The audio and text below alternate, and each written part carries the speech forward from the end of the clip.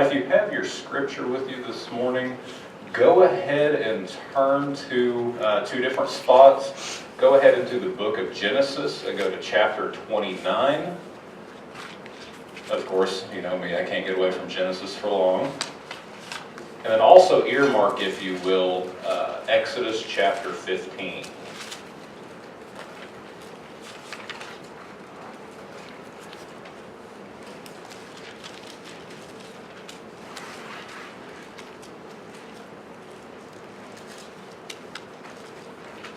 That's what we're going to work with, friend. What chapter is it? The Exodus chapter 15.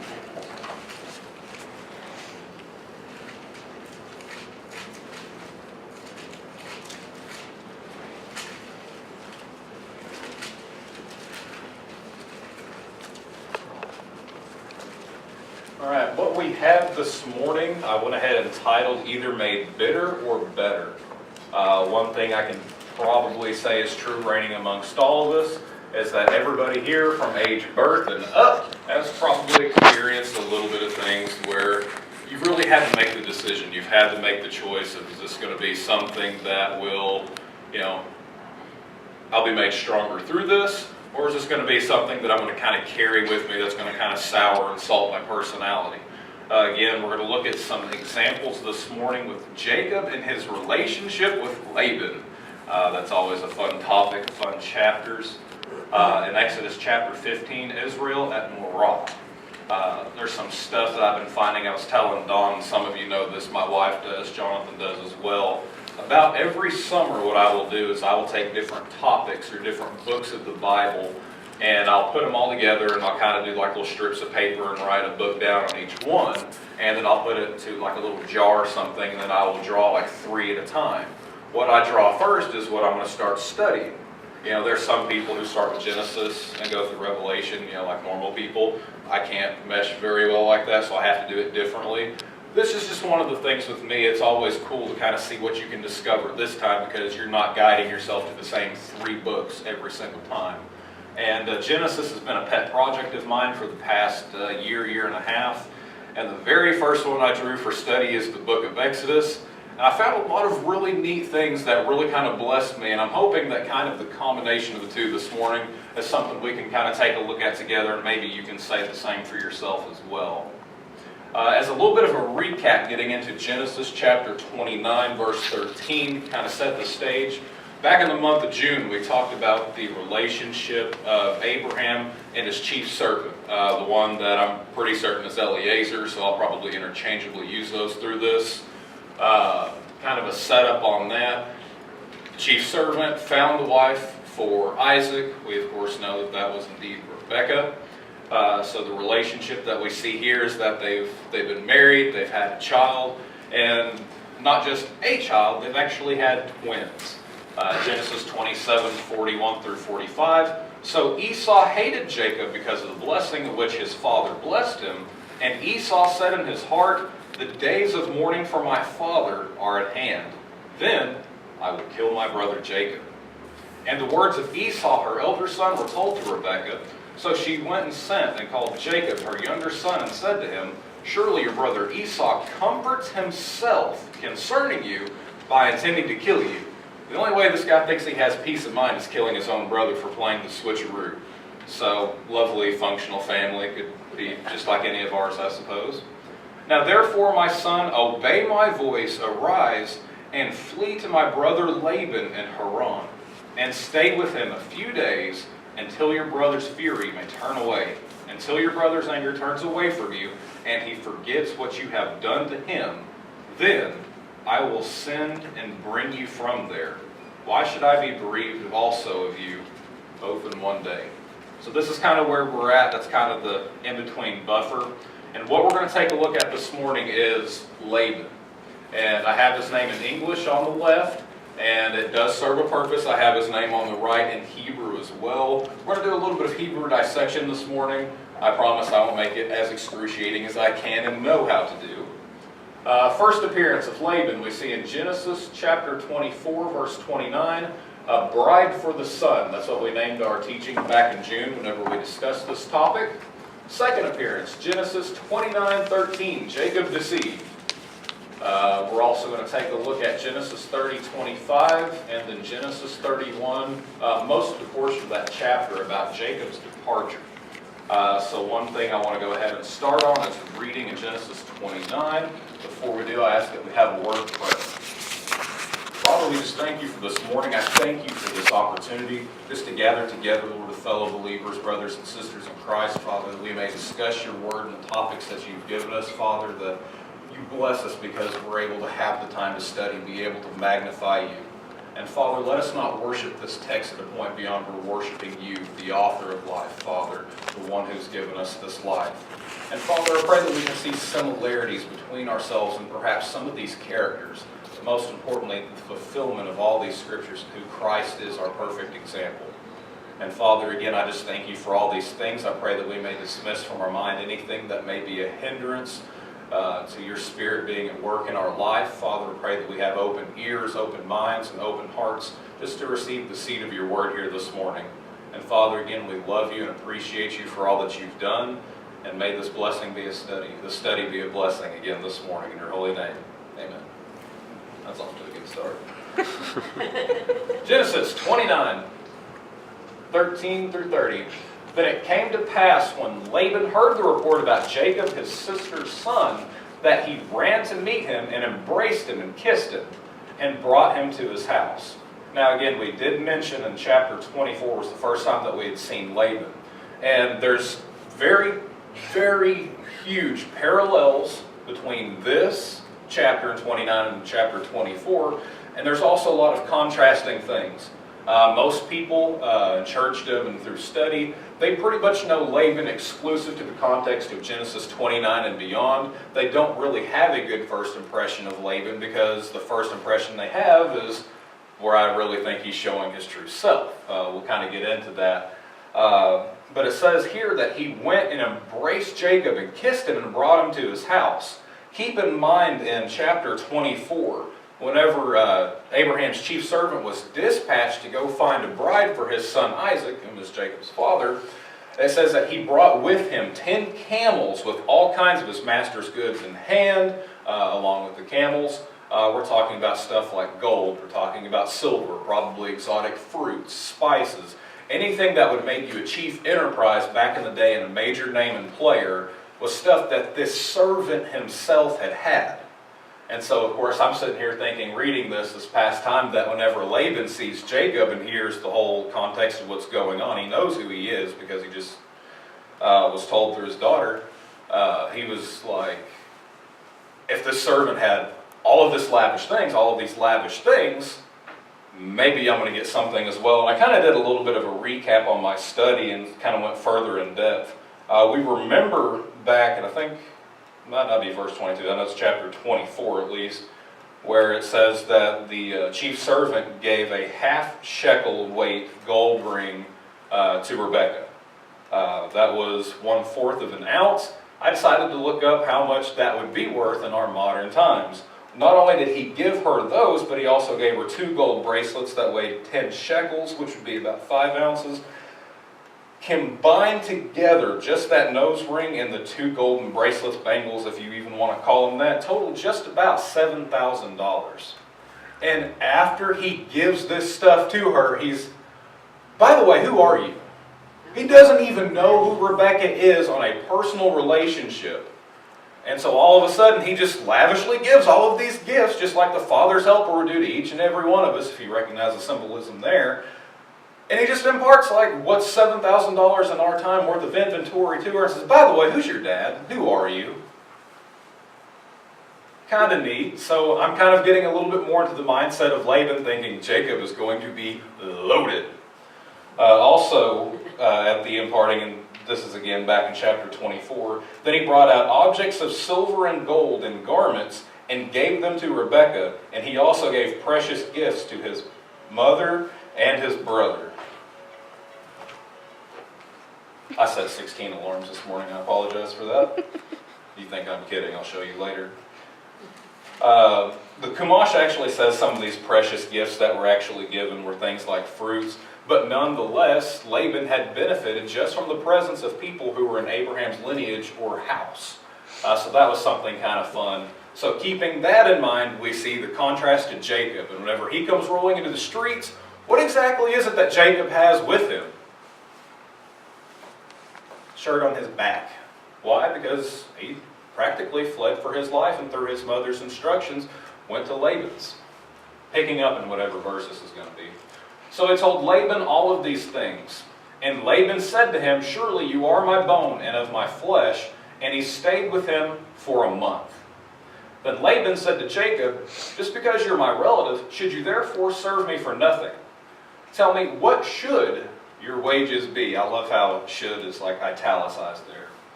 Now Laban had 2 daughters, and the name of the elder was Leah, and the name of the younger was Rachel. Now Leah's eyes were delicate, but Rachel was beautiful in form and of appearance. Now Jacob loved who? Rachel. So he said, "I will serve you 7 years for Rachel and your younger daughter." Rachel, your younger daughter. And Laban said, "It is better that I give her to you than I should give her to another man. Stay with me." So right then and there, Laban exactly promised exactly what Jacob wanted, correct? No. How do I come up with that? Go back to what Laban had said. If I can find what Laban had said. "I will serve you 7 years," again coming from Jacob. And Laban said, "It is better that I give her to you than I should give her to another man." Didn't exactly make a promise. Laban might be one of these individuals you call by hook or crook. Why do I say that? Ladies and gentlemen, let's read on. So Jacob served 7 years for Rachel, and they seemed but only a few days to him because of the love that he had for her. Then Jacob said to Laban, "Give me my wife, for my days are fulfilled." Keep in mind, who's the one bringing up the subject of the time being fulfilled? It's Jacob. It's not Laban. "Give me my wife, for my days are fulfilled, that I may go into her." And Laban gathered together all men of the place and made a feast. Now it came to pass in the evening that he took Leah his daughter and brought her to Jacob. And he went into her, and Laban gave his maid Zilpah to his daughter Leah as a maid. So it came to pass in the morning that, behold, it was who? Not who he thought it was. And he said to Laban, "What is this that you've done to me? Was it not for Rachel that I served you? But why then have you deceived me?" And Laban said, "It is not to be done so in our country, to give the younger before the firstborn." So we see that he was with Laban for a month. So he had a little bit of time, maybe not to get to know everybody, but to get to know somebody. Then we see at the conclusion of these 7 years, I forgot to tell you, I can't give you Rachel, it just slipped my mind. So there was some time there for Laban to kind of cushion that blow a little bit, but no, maybe slipped his mind. "Fulfill her week, and we will give you this one also for the service in which you will serve me with still yet another 7 years." So Laban's like, "Yeah, you can still honor your word by working for me for 7 years for Rachel. You know, this whole 7 years you've already done, that's kind of null and void when it comes to the daughter you wanted that I didn't quite exactly promise." Then Jacob did so and fulfilled her week. So he gave him his daughter Rachel as his wife also.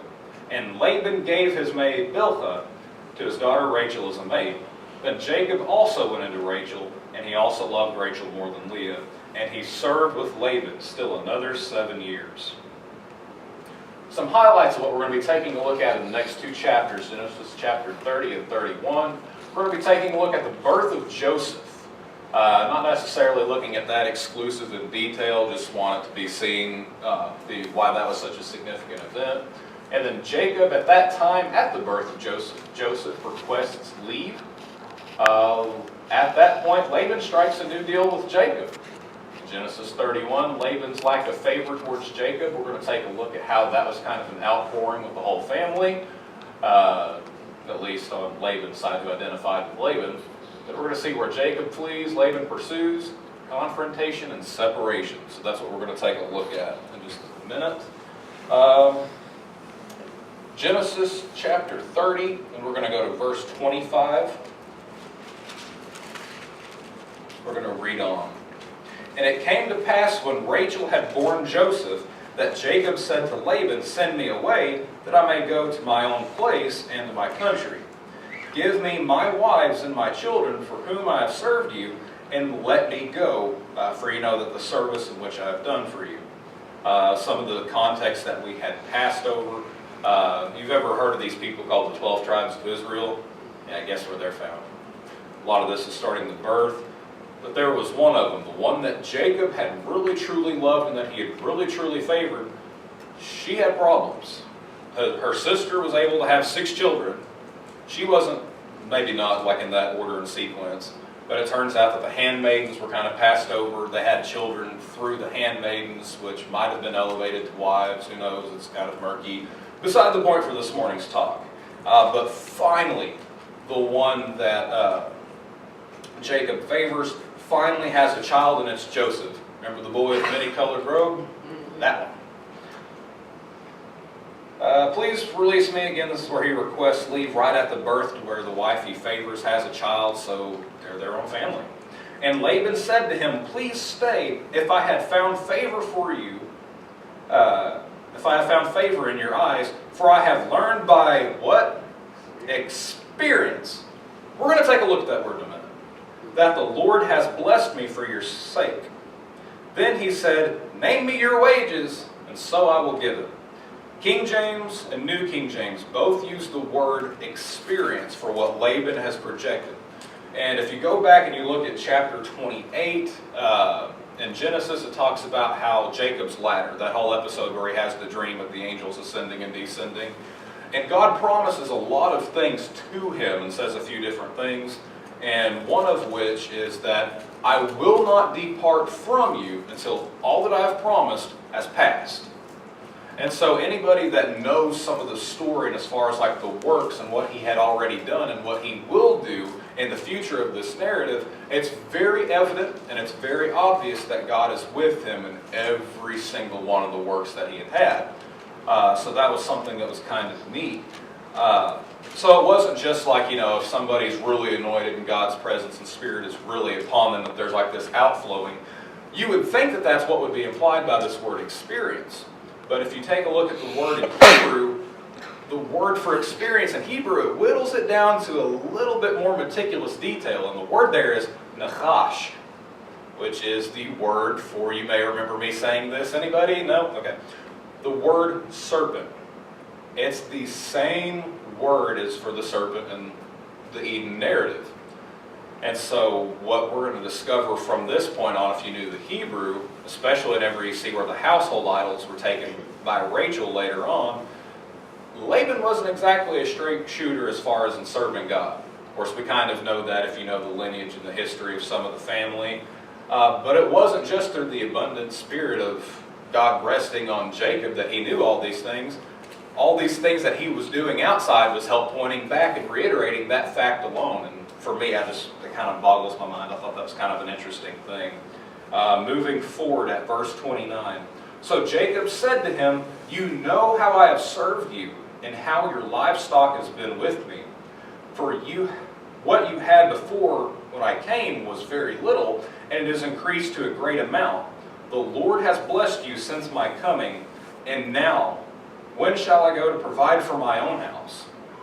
Keep in mind, whenever I go back and I read this, whenever it starts talking about Jacob fleeing from his brother, just trying to save his life initially, I'm thinking this is a guy probably about around my age, maybe in his 20s. You take a look at doing this math, this guy was pretty well up there. He was in his 80s. And he's out here shepherding all these sheep. He's doing all of these things. He's finally getting him a family started. And right here it's like, what about my family? Life's moving along here for me too. And so we see that he has already worked the 14 years. That's over with. He requests leave, and Laban tries to strike up with him a new deal to renew his shepherding position. So that's a fun one. So he said, "What shall I give you?" And Jacob said, "You shall not give me anything. You don't give to me a single thing. If you will do this thing for me, I will again feed and keep your flocks. Let me pass through all of your flock today." Let who? Me. Pass through your flock today, removing from there all the speckled and spotted sheep and all of the brown ones among the lambs, and the spotted and speckled among the goats, and these shall be my wages. It goes through and kind of lists more meticulous details. Verse 34, and Laban said, oh, that if it were according to your word. In the Chumash, I think it says, agreed, like right off the bat. Because there's like this adage, and I'll only say part of it, but it says, boss makes $1 and I make a dime. Basically, how this is all set up is Laban is going to be making like a bandit, and Jacob's just going to wind up with maybe a couple if they survive. That's just the way everything's going to work out. And of course, Laban's going to be like, yeah, sure, that's great for me. You know, what was going to be 7 years wound up being 14 years of servitude, and I get a bonus 6 on top of that because you can't leave me. Fair enough. So he removed that day, going back up to 34 rather, and Laban said, oh, that it were true. So he removed that day all the male goats that were speckled and spotted, and all the female goats, and so on and so forth. And we had actually seen in verse 35 where he had actually put them in charge, some of his sons. So even what's going on here is kind of being misconstrued, is kind of being brought up to where, okay, we'll do exactly as you say. That sounds perfect to me.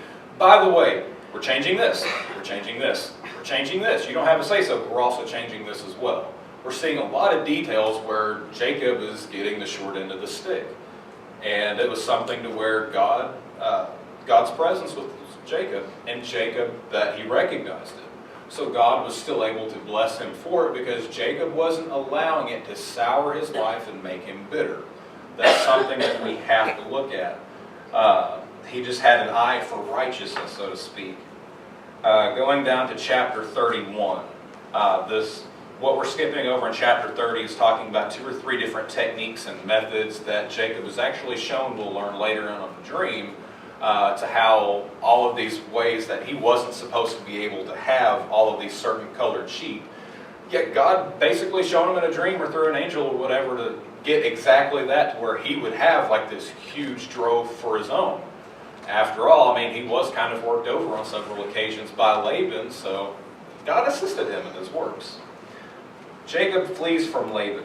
Now Jacob heard the words of Laban's sons. One of the things that we will notice if you were reading through some of the parts that I skipped over, in 29 at the introduction of that chapter, it shows that Rachel was overseeing flocks.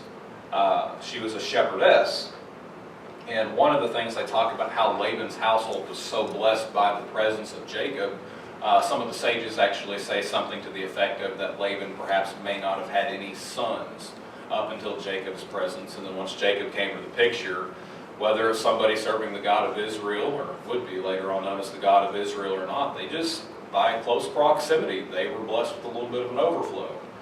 Don't know if that's the case, but it preaches good here, so that's what we're going to go with this morning. Jacob has taken away all that was in our father's house, and from what was our father's he's acquired all from his wealth. And Jacob saw the countenance of Laban, and that it indeed was not favorable towards him as it was before. And the Lord said to Jacob, return to the land of your fathers and to your family, and I will be with you.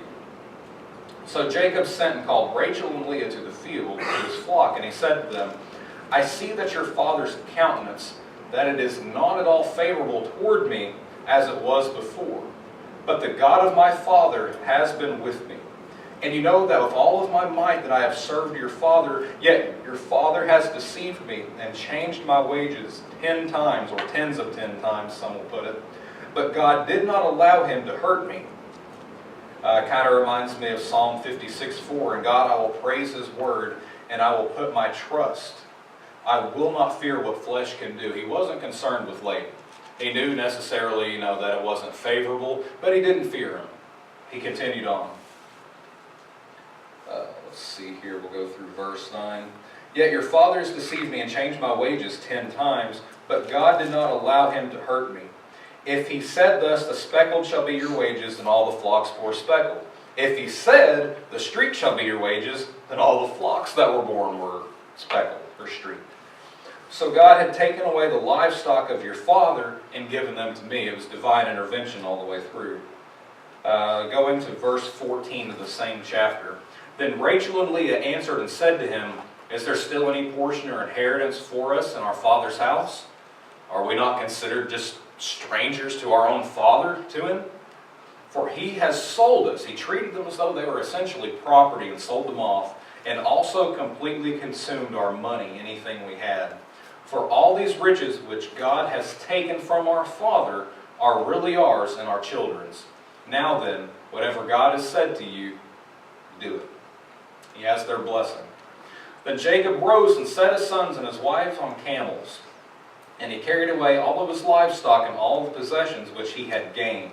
And he acquired livestock which he had gained from Paddan Aram, and go to his father's Isaac in the land of Canaan. Now Laban had gone to shear the sheep, and Rachel had stolen the household idols that were her father's. That's a whole different sermon coming up, I guess, in the future.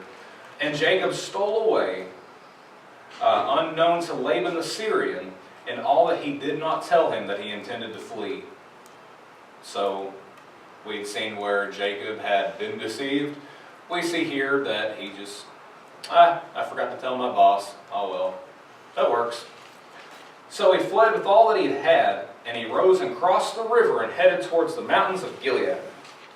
And Laban was told on the third day that Jacob had fled. Then he took his brethren with him and pursued him on a 7 days' worth of journey. And he overtook him in the mountains of Gilead. But God had came to Laban the Syrian in a dream by night and said to him, Be careful that you speak to Jacob, neither good nor bad. So Laban overtook Jacob. Now Jacob pitched his tent in the mountains, and Laban with his brethren pitched in the mountains of Gilead. And Laban said to Jacob, What have you done that you've stolen away unknown to me, and carried away my daughters like captives taken by the sword? You took my daughters like war prisoners. Oh, that's funny now he's concerned about his daughters.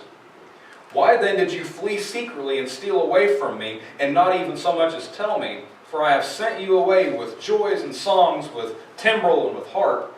I had to laugh whenever I was reading this in a different translation. They said, we could have sang with lyres.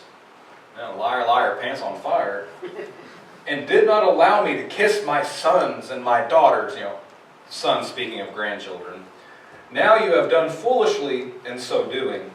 So he's scolding him for every wrong Laban thinks that Jacob has ever done to him, not taking into personal accountability anything that he's worked over on Jacob. By the way, that deal that we talked about earlier, they had struck about how, if they're this color, I'll take them, which is an abnormality anyways, and that's all that would come out. Then he changes it, and, you can't have those ones anymore. From this point on, you're going to have just these kind. And all of them started producing that kind. Laban is probably beside himself again, just divine intervention kind of taking place. Another thing that Laban had done to work over Jacob was he set him on like a journey that was like a 3 or 5 day journey or something away from Jacob's field, that there's no possible way for them to intermingle and him get even more flocks. And that he actually separated these herds by like 30 to 50 miles just to make sure. Again, just another injustice done by Laban that Laban has clearly, I guess, forgotten about because he's a good Samaritan of sorts. God your Father spoke to me. I'll go back even, let's go back to 28. And you did not allow me to kiss my sons or grandsons and daughters. Now you have done foolishly so in doing. It is in my power to do you harm, but the God of your father spoke to me last night and saying, Be careful that you speak to Jacob, neither good nor bad. And now you have surely gone, because you have greatly longed for your father's house. But why did you steal my gods? Something I was thinking was kind of funny here is we see where Jacob had to flee from his original place, his native land, because his brother wanted to kill him. If you take a look at the verbiage that's used in the Hebrew in this context, Laban's pursuit to Jacob matches that of whenever people were fleeing to kill somebody else. So Laban didn't exactly have good intentions towards talking Jacob. He wasn't going to talk him down. It probably wasn't going to end pretty, but again, we see God coming into place and says, doesn't matter really what you're doing. Don't even speak to him good or bad. Just so you know, that's for your own good. So even somebody who we would even equate to using witchcraft, God can very well speak to and give very clear and plain messages. I said to him, Because I was afraid, for I said, Perhaps you would take your daughters away from me by force. Murder is a force. With whomever you find your gods, do not let him live, in the presence of our brethren, identify what I have of yours, and take it with you. For Jacob did not know that Rachel had stolen them. Then Laban went into Jacob's tent, into Leah's tent, and into the two maids' tents, but he did not find them. Then he went out of Leah's tent and entered Rachel's tent. Now Rachel had taken the household idols, put them in the camel's saddle, and sat on them. And Laban searched about the tent and did not find them. And she said to her father, let it not displease my lord that I cannot arise before you, for the manner of women is with me. I'm not going to explain that. And he searched but did not find the household idols. Then Jacob was angry and rebuked Laban. Up to this point, he's been meek. He's been kind of mild-mannered. I'm sure he mumbled under his breath. I kind of do that about my work wives at work, which, by the way, are kilns. They're not actually work wives. I have to be careful with my terminology when I do public speaking. It's really bad. But it says here that Jacob fired back to him, to Laban. What is it that you trespass? What is my trespass? Was it my sin that you have so hotly pursued me? Although you have searched all of my things and all of my possessions, what part of your household things did you find amongst my own? Set it here before me, my brethren and your brethren, that they may judge between us both. These 20 years I have been with you. Your ewes, whatever, and your female goats have not miscarried their young, and I have not eaten the rams of your flock. Lesser men who were shepherds would have actually taken amongst the flock and boiled or roasted some of their own. They would have pickpocketed a little bit of inventory, more like, pig stomach did, I guess. He didn't do that. As far as like personal losses, we're going to see here, that which was torn by beast, I didn't bring to you. I bore the loss of it myself. If there was any loss in any of the flocks, good, bad, indifferent, whatever was going to take place, Jacob just bore it on his own. He took that affliction, he went up to bat, took one for the team, and even though Laban was somebody who was oppressing him in a whole just slew of manners, he just still bore the loss because he had the heart of a servant, and to that degree. Again, he was just pursuing what I would call the eye of righteousness. I bore the loss of it. You required it from my hand, whether stolen by day or stolen by night. There I was. And the day of the drought consumed me. And by the frost by night, my sleep even departed from my eyes. Thus I have been in your house for 20 years, and I have served you 14 years for your 2 daughters, and 6 years for your flock. And you have changed my wages 10 times. Unless the God of my father, the God of Abraham, and the fear of Isaac, some translations do say dread of Isaac, just maybe you're more familiar with that, had been with me, surely now you would have sent me away empty-handed. God has seen my affliction and the labor of my hands, and even so much as rebuked you last night. And I can't help but think back, several teachings I've done on this before, several different studies, probably 10 times as many personally, talking about the relationship of Abraham and Isaac. And this is bringing us back, to me at least, a picture of Mount Moriah and the hills of Moriah, where it talks about the binding of Isaac. The Hebrew calls it the Akedah. Just so many parallels, and we've talked beforehand about how in ancient times whenever there would be a covenant made between 2 separate parties, that they would do like an exchange of names. There would be sacrifices that would take place. A lot of the times that there would be a meal. One of the things I learned even more recently is that sometimes they will even exchange sons. That you take my son, I'll take your son, and we'll raise them in place of it, so that way I'm still protecting your family. I'm keeping you in mind every single day of my life. And outside of the portion of Isaiah, whenever it talks about the suffering servant, one of the most vivid portrayals in Scripture of a yet-to-be-fulfilled prophecy or an event or a happening of Jesus that we see in the Gospels in the New Testament and the Greek Scriptures is the binding of Isaac, because we see to where the highest one's son is about to be slain and about to be sacrificed in the hills of Moriah. And so I'm seeing all of this, and we have these movies that have the portrayal of Abraham back and forth, that he just is beside himself because he's about to have to accomplish this with his son and what God has told him to do.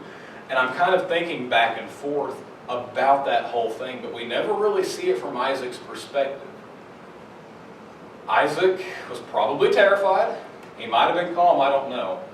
I do want to offer this thought and interpretation. Matthew 26:53, I'll read you the verse. Or do you think that I cannot now pray to my Father, and He will provide me with more than 12 legions of angels? That's a number that's fluctuated in time, legion. It's kind of like saying the cost of a gallon of gas. Back in the day, it was just a mere piddly cents. A few cents. I remember coming back home from New England one time on vacation, stopping in New York, and it was $5.02 per gallon. So it's kind of fluctuated given how the economy taking it on the chin. But it's somewhere between 6,000 at the highest, and probably at this time was somewhere around 1,000. Why do I mention this? Well, I also mention it because of Luke 22:42 through 44. And it was Jesus saying, Father, if thou art willing, remove this cup from me. Nevertheless, not thy will, but thine be done. And there appeared to him an angel from heaven and began strengthening him. And being in agony, he prayed more earnest, and his sweat was as though it were great drops of blood falling down to the ground. And it was something to where, in both parallels, we see extreme pressure taking place. And in Jesus' case, where was this? People will say Mount of Olives. Yes, be a little bit more specific. Where at? Not the Garden of Eden, but the contrasting Garden of Gethsemane. The gardens that link everything together.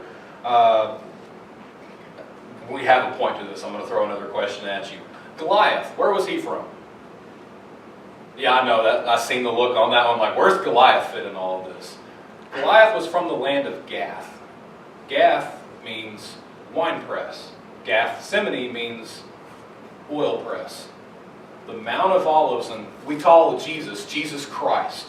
And the way we get that is that word Christ comes from the word Christos. And it means more or less smeared, because that's the Greek counterpart to the Hebrew word anointed. And when somebody is anointed, they're anointed with what? Oil. Where does the oil come from? The olives. Maybe some other thing, who knows. But we see here that at the olive press where they make all of this oil, we see the pressure being put on Jesus, that he in agony is praying out to God, and we are seeing the true spirit of who Jesus is. And if Jesus at that point is even praying that if it so be possible in any way, may this cup pass from me. But again, him having this eye of righteousness saying, it's still not what I want. It's not my will, but God, may your will be done.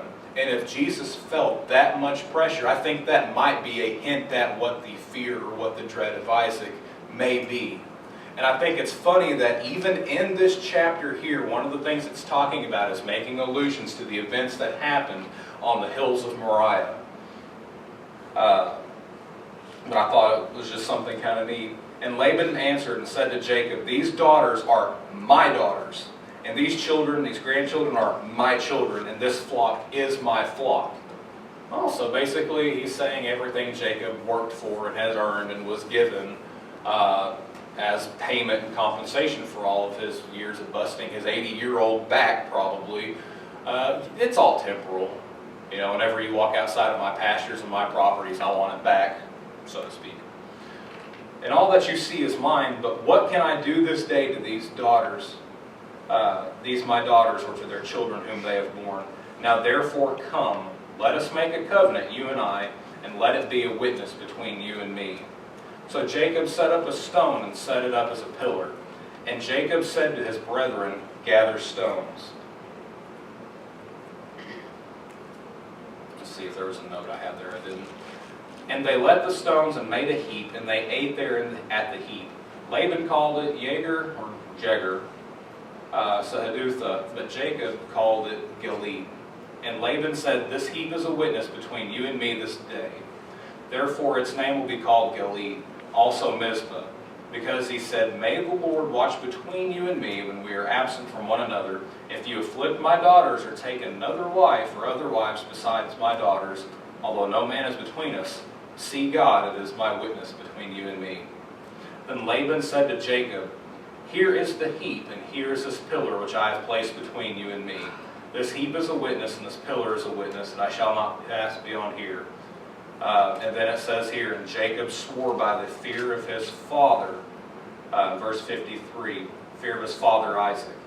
Then Jacob offered a sacrifice on the mountain, called his brethren to eat bread, and they ate bread and stayed all night on the mountain. And early in the morning, Laban arose to kiss his grandchildren, essentially, his daughters, and bless them. Then Laban departed and returned to his place. So we see here that the wages were changed constantly. Laban was trying to take every shortcut possible, just undercut, cutthroat tactics, very underhanded in a lot of ways. We see here that after they ate, he never so much as even looked an eyeball at Jacob's way. He just talked to his kids and he left. It's funny because whenever we go back, if we were to take a look at the slides, something that was mentioned even earlier on was, how long did Rebekah say for Jacob to be gone? So a few days, for a little bit of time until your brother's anger subsides. We're not talking just about just a few years he was gone. We're talking about a length approximate to 2 decades that he was gone. Another thing that I think is subtly hinted at, though I'm not entirely sure of, depending on what you believe to be canon to Scripture, accepted Scripture, the next mention from this point on of Rebekah, Jacob's mother, is where she's buried. So it could very well be possible. Another blow that Jacob would have suffered from Laban is his mother's gone. He never got to actually say goodbye. And so whenever you start seeing a lot of these items and details that had taken place and all of these afflictions and, the sun blistering his back and him laying out in the frost and a lot of the stuff that it's speaking, it wasn't an easy 20 years. Wages were changed, like I said.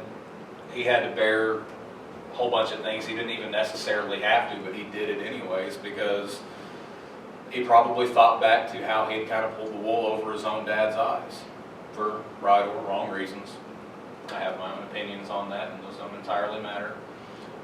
But the two main characters that we see mentioned through here again and again amongst all the rest of them are Jacob and Laban. And remember how I said we were going to take a look at Laban's name and dissect it in the Hebrew and see if we can find some insights? Keep in mind all that we just spoke about on this next slide. Laban's name in Hebrew is Lavan. It means white. Doesn't seem like he has a sparkling white reputation. I have other ideas about that. But anyways, this is his name again in the Hebrew. If you were to disregard, now keep in mind, in Hebrew, the tallest letter, the biggest letter, that's actually the first letter. We're backwards compared to Hebrew. Letters 1 and 2 of Laban's name spell the word in Hebrew, heart. Letters 2 and 3 spell son. What was the importance of Jacob having to go through and be able to serve Laban through all the hook and crook, through all the murk, through all the silliness and stupidness and all these nights and sunburns and frosts? It was to help develop in Jacob, one of the patriarchs, the heart of his son. It reminded me of Hebrews 5:8. I added that to the slide as well.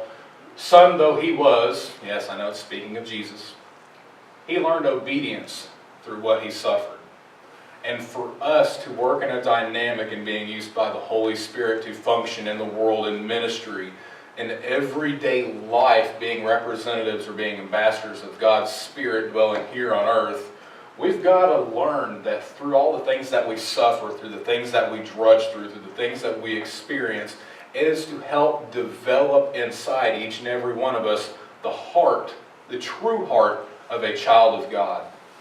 So I came across that in one of the classes I was in and thought, that's pretty neat. Exodus chapter 15. This is something I discovered on my own, so I deserve cake for this later. Not to mention, I think I deserve cake for other reasons. We'll get to that later. Now, by the time that we roll into the scene of Exodus chapter 15, some of the things that have taken place are, of course, some of people's favorite events in the book of Exodus. The wonders, the signs, the plagues, whichever thing you want to call those. They've already had the Exodus from Egypt. And we also see where there was a really fun part and a really fun portion where they crossed the sea and it came down crashing into the Pharaoh's army and completely obliterated, wiped them off the face of the earth, so to speak, washed them up on the banks. And then we see that they were singing praises and singing songs, and there was some aspects, people say prophesying. Moses' sister even was. And so we see a lot of these things take place. Backtracking a little bit on another teaching, you know what, we're not even going to go there. I don't need to make reference to other teachings I've done right now. Verse 22 of Exodus 15. So Moses brought Israel from the Red Sea. Then they went out to the wilderness of Shur. And they went 3 days in the wilderness and found no water. For they, skip that one. Now they came to Marah, and they could not drink the waters of Marah, for they were bitter. Therefore the name of it was called Marah. And the people complained against Moses, saying, What shall we drink? So he cried out to the Lord, and the Lord showed him a tree. Then he cast it into the waters, and the waters were made sweet. And there he made statutes and ordinances for them, and there he tested them. Totally fits with what we talked about prior, correct?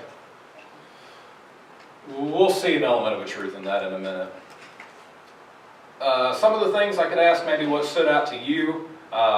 This word marah in the Hebrew, of course, means bitter. So whenever you read verse 23 on, so they came to bitter, they couldn't drink the waters of bitter, for they were bitter, therefore they called it bitter. Bitter, bitter, bitter, bitter, bitter, bitter, bitter, bitter, bitter. All the way through. But what changed? What was it that had caused like this whole transformation of the waters? Verse 24, and the people complained against Moses and said, What shall we drink? Answer, verse 25, so he cried out to the Lord, and the Lord showed him a tree. And when they cast it into the waters were made sweet. The waters could have remained bitter, or they could have remained better. And it's funny that this life that was in and the life that was on this tree, whenever it was cast into the bitterness, it was turned and made into something sweet that they could actually draw from, that would give them strength and that would give them life, so to speak, and allow them to go through. We're not done with Hebrew yet, by the way. Verse 25, tree, it's the word eitz. Now, we have spoken before, most everybody here is familiar with that in Hebrew, you don't have to have a full word to have a meaning of something. The letters of themselves, the letters actually tell you different pictures. For example, bet, one of my favorite examples, the second letter of the Hebrew alphabet, it means house or a place of. So when Jesus is born in Bethlehem, that first half of that word bet, it means house because it has the letter bet. Ayin, if you drop the N from the pronunciation of ayin, you're left with the word I, which is kind of cool because in the Hebrew language, it literally, the letter and the word ayin itself means I. The other letter, the weird looking Y with a knee, that's called Zadi or Zadik, and it means righteous. People in Scripture are called Zadik. Holy people, groups of are called Zadikim, that's the Hebrew. So it means righteous people. So you combine the word, the eye of right, the letters means eye of the righteous one. Whenever you're going through and experiencing something that is bitter to every sense of who you are, whether it be your sight, whether it be your taste, your touch, your smell, what you hear, if you apply to it the eye of the person who is righteous, being Jesus, Father God, whatever you want to say, all of a sudden things are made a little bit more sweet. Because everything has the opportunity to make you better, or it has the opportunity to make you bitter. And sometimes the biggest difference is casting the tree, this wood that has life in it and have it on it. You have to place that and submerge it into the situation, and that's where we find the sweetness. We're not done. So, we just got done talking about the word marah, which again is bitter in Hebrew. We have the spelling of it at the very top. I also kept making reference to Moriah. We find that word twice in Scripture. We find it in the Binding of Isaac narrative, and we also find it in 2 Chronicles whenever Solomon's starting to establish the temple. Something I think is really neat in this, the hills of Moriah. We have in Christianity, we teach that Jehovah Jireh, God will provide. If you actually take a look in a Chumash and some of the Hebrew, It doesn't say Jehovah Jireh. So this is where I'm saying God does not provide, right? No, God does indeed provide, even in the story. It says as much. It just says something a little bit different in Hebrew. It's Jehovah Jireh, I believe it is. But it's the literal meaning of that whenever it talks about Mount Moriah is God shall be seen. God shall be witnessed. Now, if you were to take a look at the spelling differences between Marah and Moriah, what is the difference between Marah, the place that's bitter, and Moriah, the place where God shall be seen? 2 letters, the Vav and the Yod. Now, we talked about at the birth of Isaac, back I believe in the month of June, it might have been later on, with the letter Yod. It looks like an apostrophe or a comma being suspended in midair. It looks really weird if you're not used to it. But that other letter, there's a little bit of a difference to it. I really like. And this is the very letter that if you research some of the Hebrew that Dale, you and I have talked about several times again, he can show you the gospel in the Old Testament through the genealogies mentioned in the lineage of the Messiah and King David and so on and so forth by one Hebrew letter. And this Vav, it means and, but it pictographically means nail. And you want to know what in real life this thing looks like? A Roman nail. The letter Yud in Hebrew means hand. So literally the difference between Marah and Moriah, the nail in the hand, where a place that is bitter in your life and a place where God's going to be seen, this is what's missing.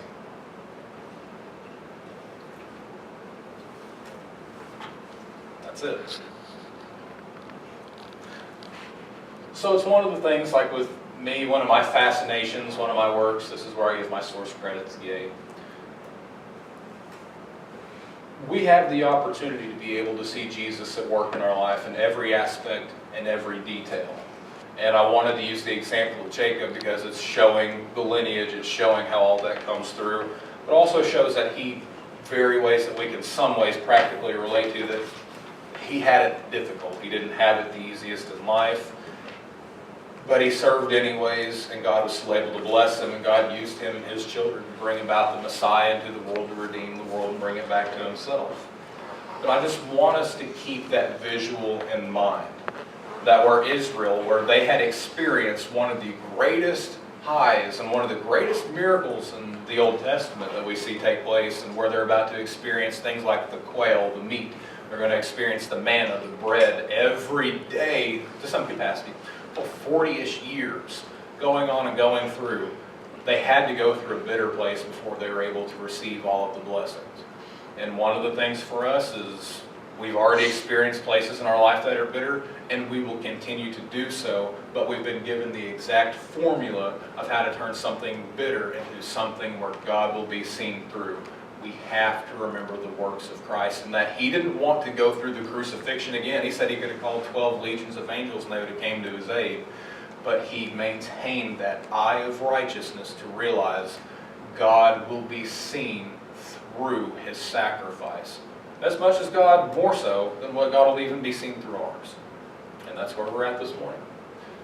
Father, again, we just thank you for this opportunity just to share your word and share some of the insights that you've graciously just shown and just brought in my life. And this is something I was very excited to share. This was something that was really cool to me, that really impressed my mind and my heart. And it just fascinates me the more that I'm able to dig into this word and take a little bit of dust off the shelf, off this book that's been on the shelf, Father. Just how very real your presence is all the way through these studies, Lord, just through the letters of your own word. And Father, again, I just pray that we'll be receptive to your Spirit, Father, that whatever it is that you're speaking to us in this moment and moments past and what you're going to speak to, that we will be so sensitive that we will be willing to set aside all of the white noise, all of the things that help split our focus, Father.